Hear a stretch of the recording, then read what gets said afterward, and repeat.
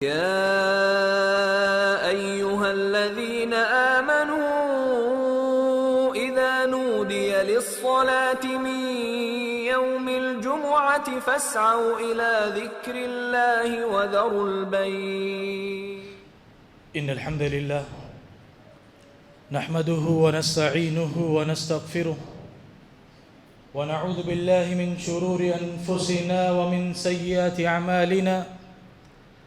من يهده الله فلا مضل له ومن يضلله فلا هادي له، وأشهد أن لا إله إلا الله وحده لا شريك له، وأشهد أن محمدًا عبده ورسوله. يا أيها الذين آمنوا اتقوا الله حق تقاته ولا تموتن إلا وأنتم مسلمون.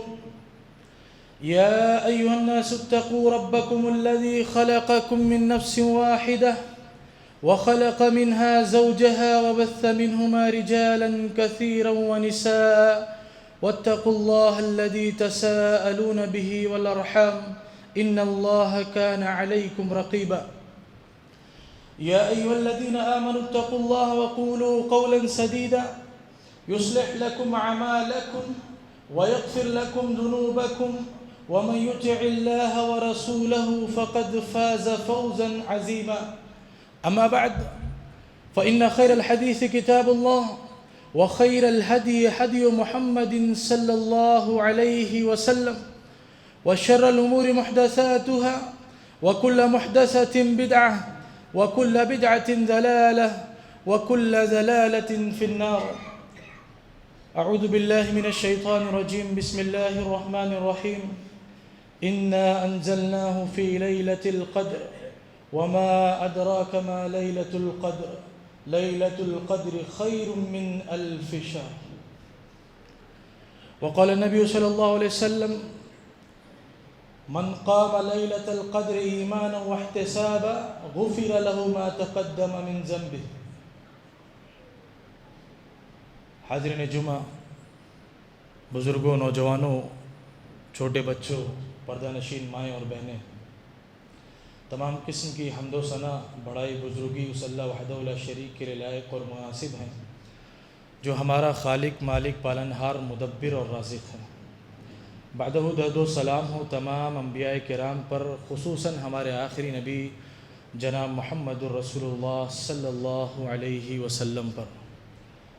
آخری عشرے کے تعلق سے، رمضان کے آخری 10 دنوں کے تعلق سے انشاءاللہ خطبے میں بات ہوگی، آسان اور سہل انداز میں، تاکہ ہم باتیں سمجھ سکیں اور صحیح معنوں میں جو عبادتیں ان ایام میں ہیں ان کو انجام دے سکیں۔ حضرات، رمضان کے مبارک ایام چل رہے ہیں۔ یہ وہ مبارک مہینہ ہے، یہ وہ مبارک ایام ہیں جن کا انتظار بندے مومن سال بھر کرتا ہے۔ یہ وہ مہینہ ہے جس کا ہر مومن سال بھر انتظار کرتا ہے۔ یہ مہینہ نیکی، بخشش و مغفرت، توفیق، عبادت، زہد و تقوی، خاکساری، صدقہ و خیرات، رضائے الہی، جنت کے حصول اور جہنم سے نجات کا مہینہ ہے۔ ہمیں اور آپ کو الحمدللہ رمضان کا یہ مہینہ نصیب ہوا، اور ہم نے دیکھا کہ رمضان شروع ہوا اور بڑی تیزی سے اپنی انتہا کو پہنچ رہا ہے۔ رب کائنات کا وہ کلام بالکل 100% سچ ثابت ہوا جو اللہ نے رمضان کے تعلق سے فرمایا، ایام معدودات، کہ رمضان کے روزے یہ چند دنوں کے روزے ہیں، یہ چند دنوں کی مدت ہے اور پھر یہ رمضان ختم ہو جائے گا۔ حضرات، ہم نے پہلے عشرے کی بہاریں دیکھی، اس وقت ہم دوسرے عشرے کی رحمتوں اور برکتوں سے فائدہ اٹھا رہے ہیں، اور عنقریب انشاءاللہ ایک عظیم عشرے میں ہم داخل ہوں گے، اور آخری عشرے کے فیض و برکات سے ہم فائدہ اٹھائیں گے انشاءاللہ۔ حضرات، یوں تو پورا رمضان کا مہینہ ہی برکتوں، سعادتوں اور مغفرتوں کا مہینہ ہے۔ کیوں؟ کیونکہ رمضان کے پہلے دن ہی سے اللہ کی رحمتوں اور برکتوں کا نزول شروع ہو جاتا ہے۔ نبی کریم صلی اللہ علیہ وسلم فرماتے ہیں اذا كانت اول لیلۃ من رمضان صفدت الشیاطین، کہ جب رمضان کی پہلی رات ہوتی ہے تو شیطان بند کر دیے جاتے ہیں، سرکش جن جکڑ دیے جاتے ہیں، جہنم کے دروازے بند کر دیے جاتے ہیں، اور پھر ان میں سے کوئی دروازہ کھولا نہیں جاتا، اور جنت کے دروازے کھول دیے جاتے ہیں، پھر ان میں سے کوئی دروازہ بند نہیں کیا جاتا۔ اور ایک پکار لگانے والا پکار لگاتا ہے یا باغی الخیر اقبل و یا باغی الشر اقصر، کہ اے نیکیوں کو چاہنے والے آگے بڑھو اور اے برائیوں کے چاہنے والے رک جاؤ، ہٹ جاؤ، پیچھے ہو جاؤ۔ وَلِلَّهِ وُتَقَاءُ مِنَ النَّارِ، اور رمضان کے مہینے میں اللہ رب العالمین کچھ لوگوں کو جہنم سے آزاد کرتا ہے۔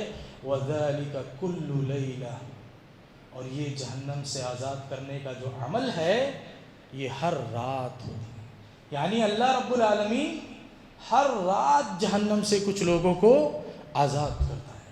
پتہ یہ چلا کہ رمضان کا پورا مہینہ یہ نیکیوں کا، عبادتوں کا موسم بہار ہے، لیکن جو آخری عشرہ ہے، جس عشرے میں ان قریب ہم اور آپ اب داخل ہونے والے ہیں، رمضان کا جو تیسرا عشرہ ہے، اس عشرے کو کچھ خاص فضائل اور اہمیت حاصل ہے۔ ایک تو یہ کہ اس عشرے میں عبادات کا خصوصی اہتمام کیا جاتا ہے، جس کی وجہ اس عشرے کی کچھ خاص عبادات ہیں، اور اس کے علاوہ یہ ہے کہ اب چونکہ رمضان ختم ہونے والا ہوتا ہے، آخری عشرہ ہے، آخری 10 دن ہے، اور اب ان 10 دنوں کے بعد رمضان ختم ہونے والا ہوتا ہے، اس لیے تمام مسلمان یہ کوشش کرتے ہیں کہ اس عشرے میں زیادہ سے زیادہ نیکیوں کے کاموں میں حصہ لیں، اس عشرے میں زیادہ سے زیادہ عبادات کریں، اس عشرے میں زیادہ سے زیادہ نیکیاں کمائیں۔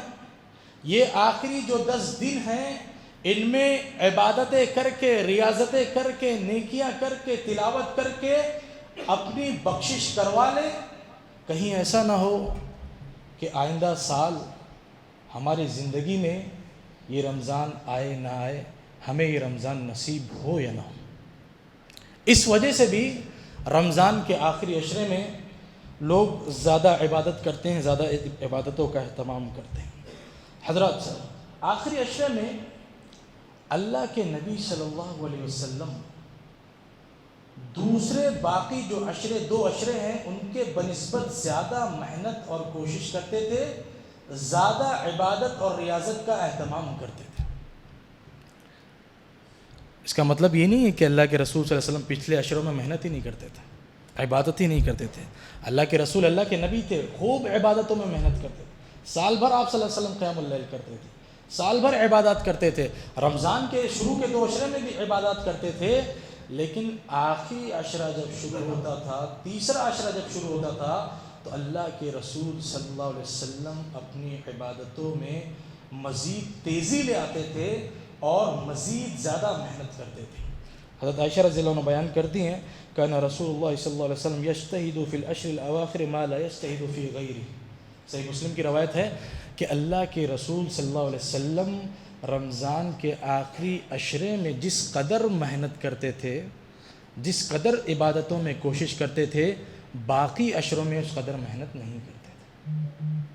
اور دوسری حدیث میں فرمایا کان نبی صلی اللہ علیہ وسلم اذا دخل العشر شد مئزرہ واحیا لیلہ وایقظ اہلہ، کہ جب آخری عشرہ داخل ہو جاتا تو اللہ کے نبی صلی اللہ علیہ وسلم اپنی کمر کس لیتے تھے، اپنی راتوں کو جگاتے تھے، وایقظ اہلہ، اور اپنے اہل و عیال کو بیدار کرتے تھے۔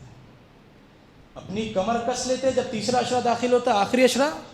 کمر کسنے کا مطلب یہ ہے کہ اللہ کے نبی صلی اللہ علیہ وسلم اس عشرے میں عبادت میں تیزی لے آتے ہیں، عبادت میں خوب زیادہ اجتہاد کرتے ہیں، دنیا سے اور دنیا کے لوگوں سے تعلقات کو کم کر لیتے اور زیادہ فوکس آپ صلی اللہ علیہ وسلم کا صرف اور صرف عبادت، تلاوت، قیام وغیرہ پر ہوتا. اور فرمایا وَأَحْيَا لَيْلَهُ، اپنی راتوں کو جگاتے، یعنی رات بھر آپ صلی اللہ علیہ وسلم قیام کرتے، رات بھر آپ صلی اللہ علیہ وسلم بیدار رہتے، رات بھر آپ صلی اللہ علیہ وسلم عبادات کرتے. قیام اللیل تو اللہ کے رسول صلی اللہ علیہ وسلم عام دنوں میں بھی سال بھر کرتے تھے، لیکن اس میں صرف تہجد کی نماز کا اہتمام ہوتا تھا. اور ان 10 راتوں میں اللہ کے رسول کے تعلق سے جو کہا گیا کہ راتوں کو جگاتے تھے، مطلب یہ ہے کہ رات بھر جتنا ممکن ہوتا رات بھر، پوری رات اللہ کے رسول صلی اللہ علیہ وسلم عبادت کرتے، قیام کرتے، تلاوت کرتے. وَأَيْقَظَ أَهْلَهُ، اور اپنے اہل و عیال کو جگاتے. عام دنوں میں اللہ کے رسول صلی اللہ علیہ وسلم تہجد کے لیے اپنے گھر والوں کو اٹھا دیتے، لیکن رمضان میں آپ صلی اللہ علیہ وسلم رمضان کے آخری عشرے میں رات کو اپنے گھر والوں کو بھی جگاتے تھے. صرف یہ نہیں کہ آپ صلی اللہ علیہ وسلم خود عبادت کرتے، خود نیکیاں کرتے، بلکہ اپنے گھر والوں کو، اپنے بچوں کو، سب کو اللہ کے رسول صلی اللہ علیہ وسلم اس آخری عشرے میں قیام کے لیے جگاتے تھے. حضرات، اس عشرے میں وہ تمام عبادات ہمیں جاری رکھنا ہے جو ہم شروع رمضان سے کرتے ہیں. ہمیں دعائیں کرنا ہے، ہمیں قیام اللیل کرنا ہے، ہمیں نمازیں پڑھنا ہے، ہمیں نوافل پڑھنا ہے، ہمیں تلاوت کرنا ہے، ہمیں استغفار کرنا ہے، ہمیں صدقہ و خیرات کرنا ہے. وہ تمام نیکیاں جو شروع رمضان سے ہم کرتے آ رہے تھے وہ تو کرنا ہی ہے، اس کو جاری رکھنا ہی ہے. لیکن 2 عبادتیں اس آخری عشرے کی خاص ہیں. ان میں سے ایک اعتکاف کی عبادت ہے. اعتکاف کا لغوی معنی ہے سر جھکا کر بیٹھنا. چونکہ اعتکاف کرنے والا دنیا سے کٹ کر اللہ کی عبادت کے لیے سکون کے ساتھ مسجد میں بیٹھتا ہے، اس لیے اس کو اعتکاف کہا گیا. اور اعتکاف کی عبادت اللہ کے رسول صلی اللہ علیہ وسلم ہر سال کرتے تھے. جب آخری عشرہ آتا آپ صلی اللہ علیہ وسلم اعتکاف کرتے. آخری کے 10 دنوں میں اللہ کے رسول صلی اللہ علیہ وسلم اعتکاف کی عبادت ضرور کرتے. فرمایا عبداللہ بن عمر رضی اللہ عنہ کان رسول اللہ صلی اللہ علیہ وسلم یعتکف فی العشر الاواخر، کہ اللہ کے رسول صلی اللہ علیہ وسلم رمضان کے آخری عشرے کا اعتکاف کرتے تھے. اور ایسا نہیں 1 سال کیا 2 سال کیا، پابندی کے ساتھ کرتے تھے. یہاں تک کہ 1 سال آپ صلی اللہ علیہ وسلم کا اعتکاف چھوٹ گیا. آپ رمضان میں اعتکاف نہیں کر سکے تو آپ نے شوال کے آخری 10 دنوں میں اعتکاف کیا. اس قدر آپ صلی اللہ علیہ وسلم اعتکاف کا اہتمام کرتے تھے کہ آپ کا اعتکاف رمضان میں چھوٹ گیا تھا تو اللہ کے رسول صلی اللہ علیہ وسلم نے اس اعتکاف کو شوال کے آخر میں ادا کیا. اللہ کے رسول کا معمول تھا کہ آپ صلی اللہ علیہ وسلم جب کوئی چیز، کوئی سنت اپناتے تو اس کو جاری رکھتے، اس کو چھوڑتے تھے. ایک مرتبہ آپ صلی اللہ علیہ وسلم کی ظہر کے بعد کی سنت چھوٹ گئی تھی تو آپ صلی اللہ علیہ وسلم نے اس کو عصر کے بعد ادا کیا.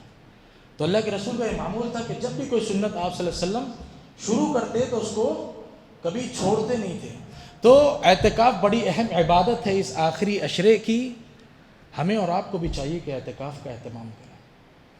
اگر خود کو عبادتوں سے جوڑنا ہے، اگر خود کو حقیقی معنوں میں رب سے قریب کرنا ہے، اگر ہمیں اور آپ کو اللہ رب العالمین سے، خالق کائنات سے پیور کنیکشن بنانا ہے تو سکون کی جگہ چاہیے، سکون کا وقت چاہیے، اطمینان کی گھڑیاں چاہیے جس وقت میں ہمیں کوئی ڈسٹرب نہ کرے، ہمارے اوپر کوئی ذمہ داری نہ رہے، ہمارے پاس موبائل کالز نہ آئے، میسج نہ آئے.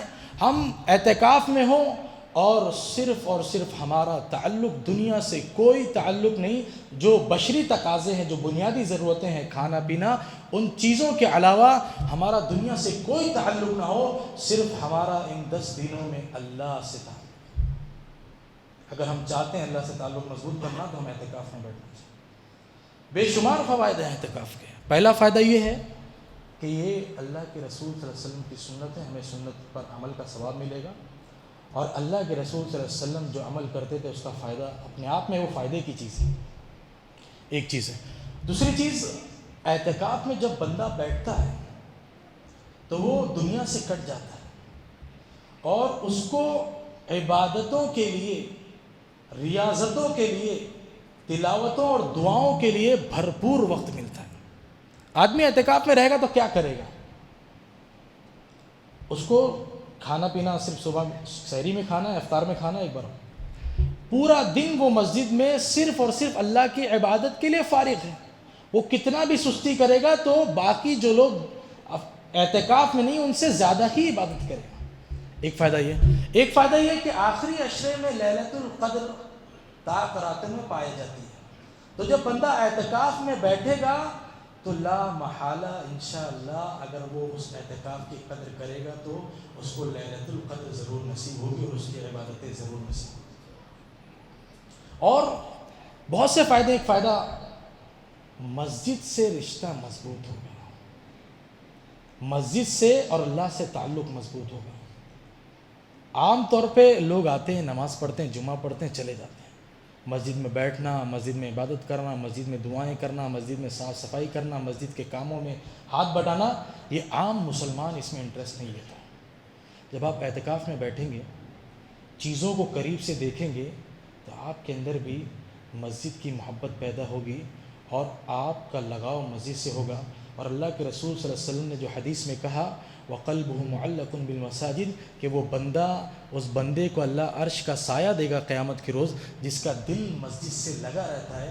تو مسجد سے دل لگانے کے لیے اپنی تربیت کرنی ہوگی، مسجد سے دل لگانے کے لیے اپنی تربیت کرنی ہوگی، مسجد سے جڑنے کے لیے اپنی تربیت کرنی ہوگی، اپنی ٹریننگ کرنی ہوگی.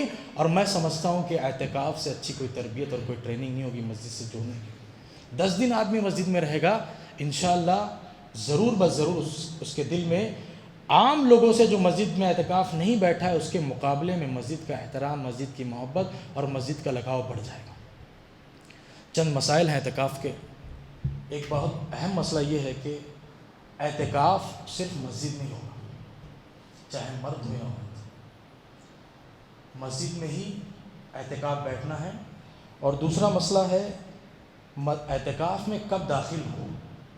عام طور پہ جب اعتکاف آتا ہے یا کوئی بھی مسئلہ آتا ہے تو ہم لوگ یہاں وہاں فون کرتے ہیں، بعض دفعہ فون پہ رابطہ ہو جاتا ہے، بعض دفعہ رابطہ نہیں ہوتا، تو پتہ نہیں چلتا ہے کہ صحیح مسئلہ کیا ہے. تو کوئی بھی چیز ہم کرنے جائیں، کوئی بھی چیز کرنے سے پہلے، اس کے وقت آنے سے پہلے ہمیں اس کی تیاری کرنا چاہیے، اس کے تعلق سے معلومات حاصل کرنا چاہیے. جس طرح ہم لوگ بزنس کرتے ہیں، کوئی کاروبار کرتے ہیں تو 10 لوگوں سے مشورہ کرتے ہیں کیسے کرنا ہے، کیا کرنا ہے، کوئی غلطی نہیں ہے. تو عبادات کے تعلق سے بھی ہمیں کوئی بھی اہم عبادت جس کے تعلق سے ہمیں معلومات نہیں ہے، اس عبادت کے آنے سے پہلے ہمیں معلومات حاصل کرنا چاہیے. تو اعتکاف میں، معتکف میں داخل ہونے کا صحیح وقت جو ہے، مسجد میں آپ کو مغرب سے پہلے آنا ہے. 20 تاریخ کی شام میں، آخری عشرہ 20 تاریخ کی مغرب سے شروع ہوئی، تو مغرب سے پہلے مسجد میں آنا ہے. اور معتکف میں فجر کی نماز کے بعد داخل ہونا. اللہ کے رسول صلی اللہ علیہ وسلم معتکف میں فجر کی نماز کے بعد داخل ہوتے تھے. اسی طرح اگر آدمی اعتکاف میں بیٹھا ہے تو اس کو دنیاوی چیزوں سے جتنا ممکن ہو بچنا چاہیے، لیکن اگر ضرورت ہے تو وہ اپنے اہل و عیال سے ملاقات کر سکتا ہے، اپنے گھر والوں سے فون پہ. اب تو جدید ٹیکنالوجی ہے، فون پہ بات کر لیں مسئلہ حل ہو جائے. پہلے ٹیکنالوجی نہیں تھی. اللہ کے رسول صلی اللہ علیہ وسلم سے حضرت صفیہ ملاقات کرنے آئے تو ثابت یہ ہوا کہ اگر ضرورت ہے تو بقدر ضرورت انسان اپنے اہل و عیال سے ملاقات اعتکاف کی حالت میں کر سکتا ہے. اعتکاف میں داخل ہونے کا مطلب یہ نہیں کہ آپ بالکل قید ہو جائیں گے، اب کسی سے کوئی ملاقات نہیں، کوئی بات چیت نہیں، کوئی تعلق نہیں، اب سیدھا چاند رات کوئی نکلنا، ایسا نہیں. ضرورت ہے، کوئی مسئلہ ہے تو آپ اس میں اپنی ضرورت پوری کر سکتے ہیں.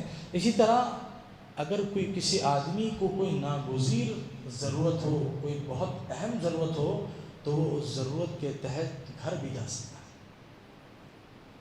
معتکف اعتکاف والا بندہ، بہت سے لوگ ہوتے ہیں جن کے گھر میں لوگوں کی تعداد نہیں ہوتی، گھر میں کچھ ہی لوگ ہوتے ہیں، بعض دفعہ لوگوں کو کھانے لانے کے بھی مسائل ہوتے ہیں، بعض دفعہ کوئی اور مسئلہ ہو گیا. تو اگر کوئی ضروری مسئلہ درپیش ہوگا تو معتکف اعتکاف سے ضرورت بھر گھر جا سکتا ہے. یہ مسئلہ ہے اعتکاف کا.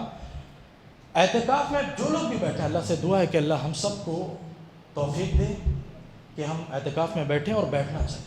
بہت سارے لوگ بلا وجہ، ان کے پاس وقت ہوتا ہے ان کے پاس سارے وسائل ہوتے ہیں پھر بھی اعتکاف میں نہیں بیٹھتے، کیونکہ ان کے اوپر گرا گزرتا ہے کہ مسجد میں ایک طرح سے مسجد میں ہی رہنا ہے 10 دن، اور باہر جو تفریح جو انجوائمنٹ آخری کے عشرے میں ہمیں کرنا ہے وہ نہیں ہو پائے گا۔ تو اعتکاف میں اگر ہمارے پاس فرصت ہے، وقت ہے، تو بیٹھنا چاہیے، بہت بڑی عبادت ہے۔ لیکن جو لوگ اعتکاف میں بیٹھتے ہیں ان سے گزارش ہے کہ کچھ احتیاط کریں اپنے اعتکاف کو ضائع کرنے سے۔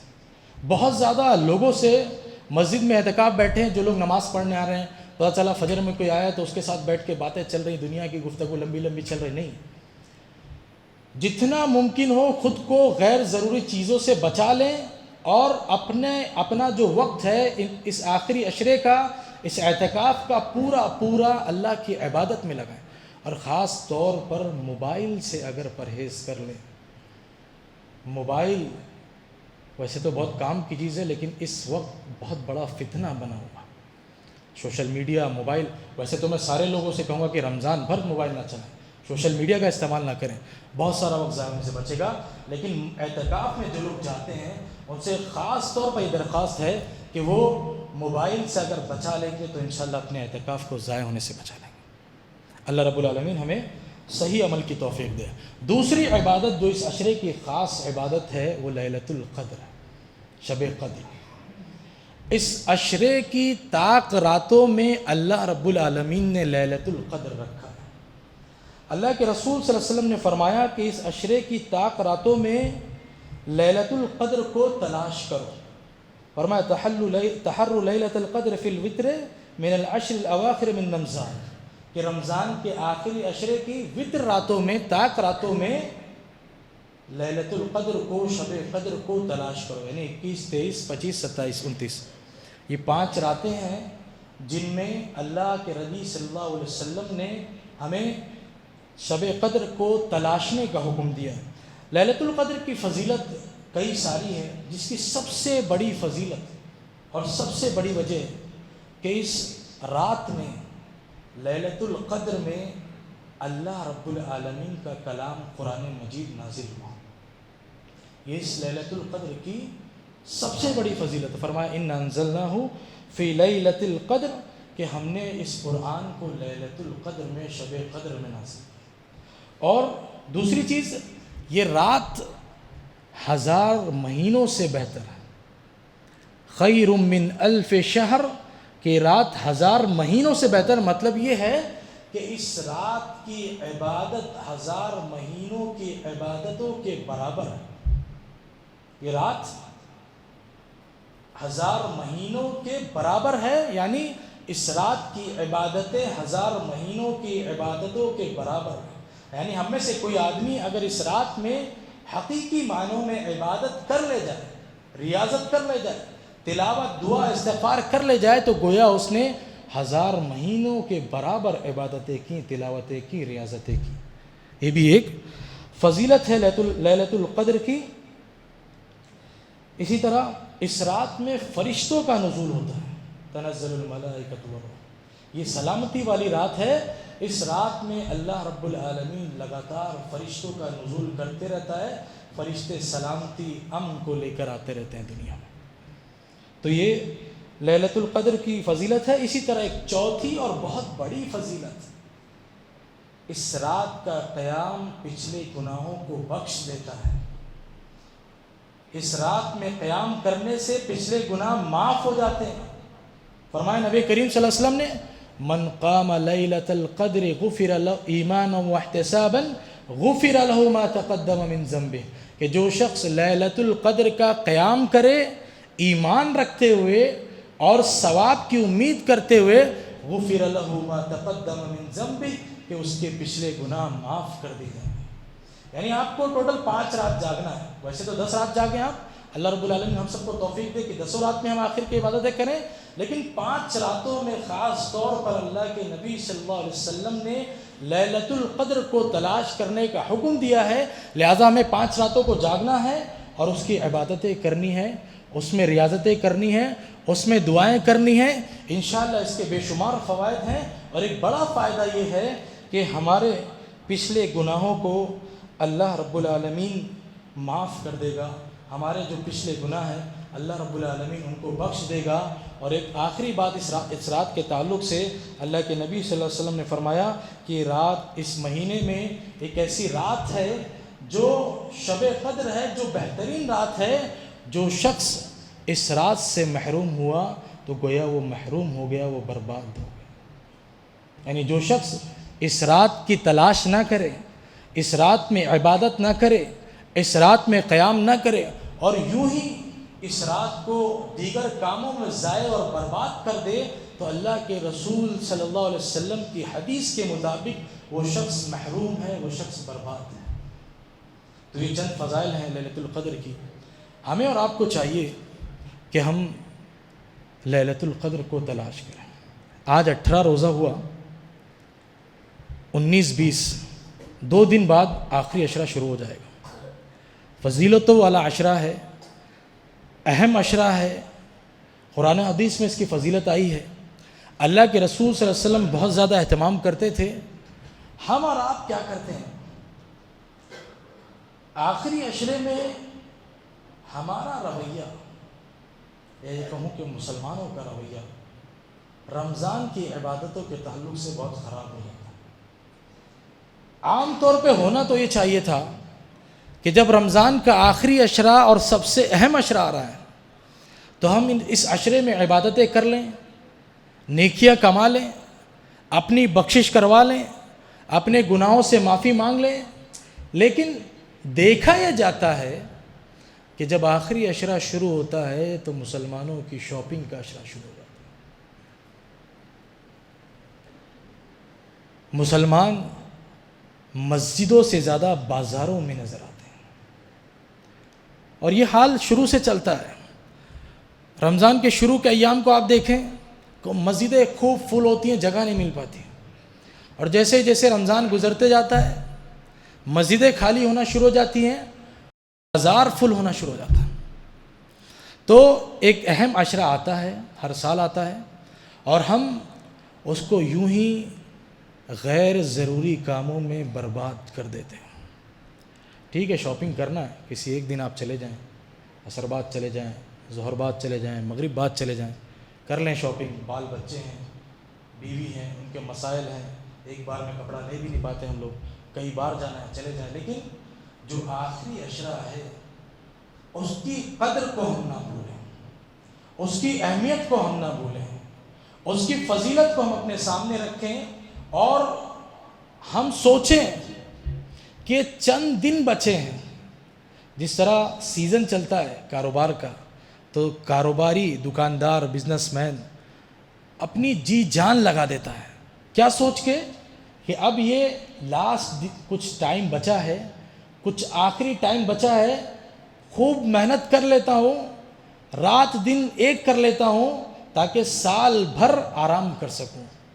اسی طرح ہمیں اور آپ کو بھی چاہیے کہ یہ چند دن بچے ہیں گنتی کے، پورا 20 دن تو گزر جائے گا، 10 دن مشکل سے بچیں گے، ان 10 دنوں کو غنیمت سمجھ کر اس میں خوب محنتیں کر لیں، خوب عبادتیں کر لیں، رب کو راضی کر لیں، رب کو منا لیں، رب کی بندگی خوب کر لیں، رب سے خوب دعائیں مانگ لیں۔ مسائل ہمارے پاس بہت زیادہ ہیں، مشکلات ہمارے پاس بہت زیادہ ہیں۔ فلسطین میں تباہیاں آج تک جاری ہیں، اکتوبر کے مہینے سے دنیا کے بہت سارے خطے میں پریشانیاں، مسلمانوں پر ظلم و زیادتی آج بھی جاری ہے۔ خود ہمارے ملک ہندوستان میں طرح طرح سے مسلمانوں کو اور اہل اسلام کو پریشان کیا جا رہا ہے۔ تو کیا صرف سوشل میڈیا پر غزہ کے لیے، فلسطین کے لیے ویڈیو لگانے سے مسائل حل ہو جائیں؟ سوشل میڈیا پر اور الیکشن کی تیاری کر کے مسائل حل ہو جائیں؟ نہیں۔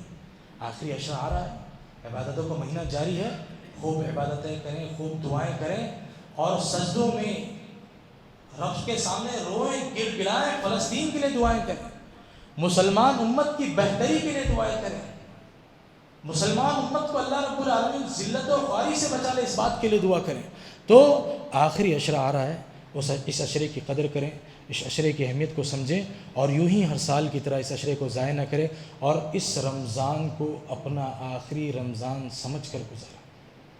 ہمیں نہیں معلوم کہ آئندہ رمضان میں کون ہوگا۔ اللہ کے رسول صلی اللہ علیہ وسلم کے پاس ایک صحابی آئے, پوچھا کہ اللہ کے رسول صلی اللہ علیہ وسلم آپ مجھے نصیحت کر دیجئے. اللہ کے رسول صلی اللہ علیہ وسلم نے فرمایا کہ تم نماز ایسے پڑھو جیسے کہ تمہاری آخری نماز ہو, کیونکہ جب آدمی کسی چیز کو آخری سمجھ کر کرتا ہے تو اس میں خوب محنت کرتا ہے, خشوع و خضوع کے ساتھ کرتا ہے. تو ہم اور آپ بھی اس رمضان کو اپنا آخری رمضان سمجھ کر گزاریں.